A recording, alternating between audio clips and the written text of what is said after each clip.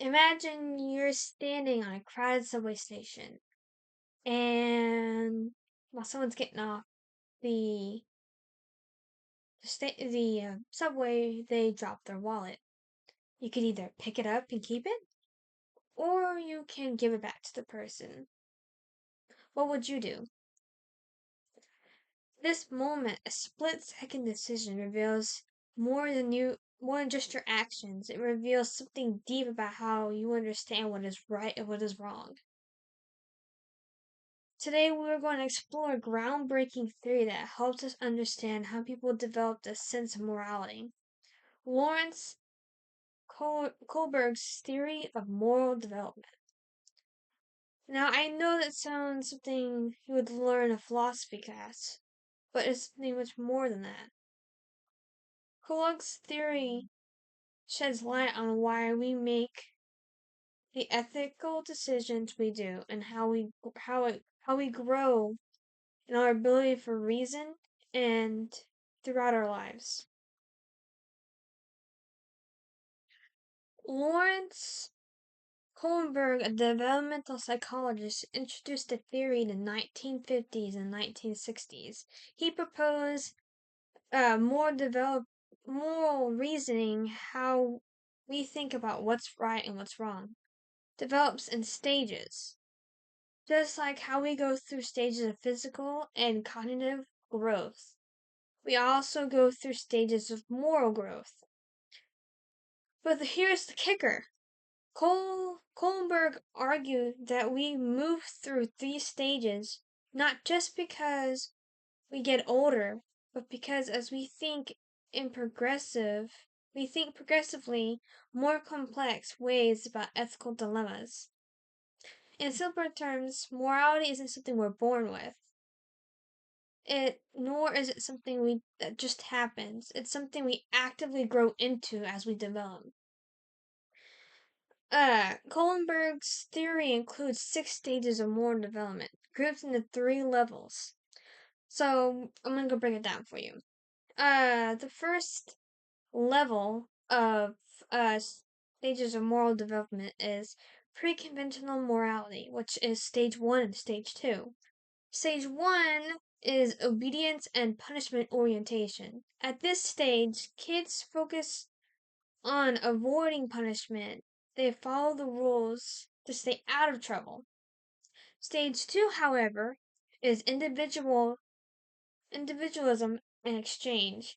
Here they start realizing that others have their own interests, so they make decisions based on a you scratch my back, I'll scratch yours approach. At level 1, it's all about self-interest. The bigger picture, not so much. Level 2, which is stage 3 and 4, is conventional morality. Now, stage 3, good interpersonal relationships. People at this stage seek to live up to the expectations of others. They want to be seen as good people, so they try to do what makes other people happy. Stage 4 is maintaining social order. Here, individuals seek the importance of law and order. They follow rules because they believe it keeps society functioning smoothly. At this level, people are deeply influenced by social norms and what is considered acceptable. It is about fitting into a larger community. At the third level, the final level and the final 2 stages of Kohlberg's theory of moral development is post-conventional morality. Now, this is where stage 5 and 6 come in. Stage 5 is social contrast and individual rights. Now people start to see laws as social contracts that should be questioned if they don't serve the greater good. They value individualism and freedom. Stage 6, however, is universal principles. At this highest stage, people follow ethical principles they believe that are universally valid, such as justice, equality, and dignity. They'll often act based on what they feel is right, even if it goes against societal norms. This is the level where morality transcends rules in society. People think about the greater good and the principles that define humanity. Now you're might be wondering, what, why does any of this matter? Kohlberg's theory isn't just an academic fluff. It helps us understand how we grow as individuals and as a society. For example, considering the difference between punishing someone for breaking a rule, which is pre-conventional, and challenging an unjust law just because it doesn't align with human rights, which is post-conventional. This latter isn't just about following the rules, it's about evolving the rules themselves. And this is important in our daily lives. It helps us recognize where we are in on the moral spectrum. And it shows us how our thinking evolves over time and explains why some people will follow rules because they fear punishment, while others might challenge those rules to protect a larger ethical principle.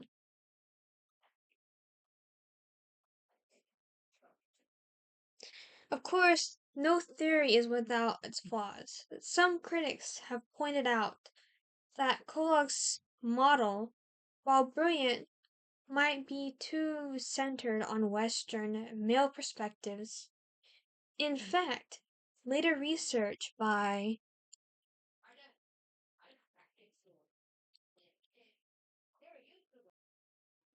um later research by Carol Gilligan, one of Kohlberg's colleagues, suggested that women and men may have different moral frameworks.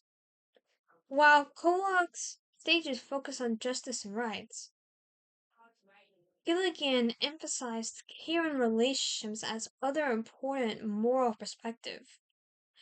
But despite these critiques, Kohlberg's theory has sparked important conversations about how we understand morality and why it matters.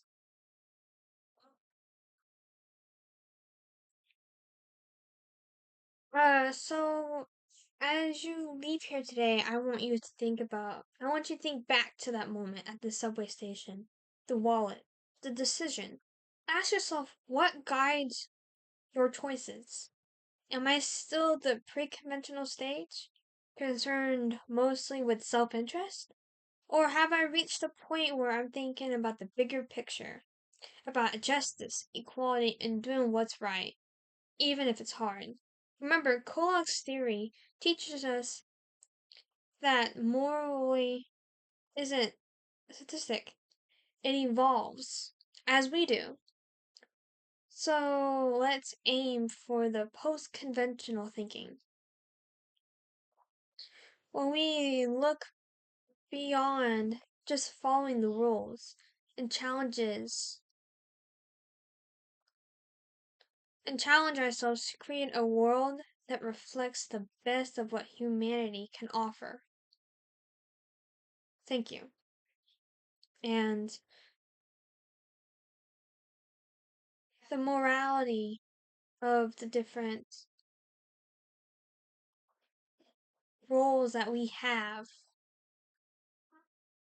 in the world does not need to reflect on everyone. Try to keep the post-conventional way of thinking instead of the pre-conventional,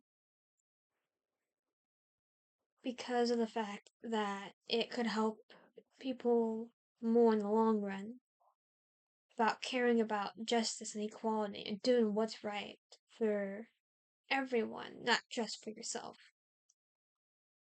Thank you.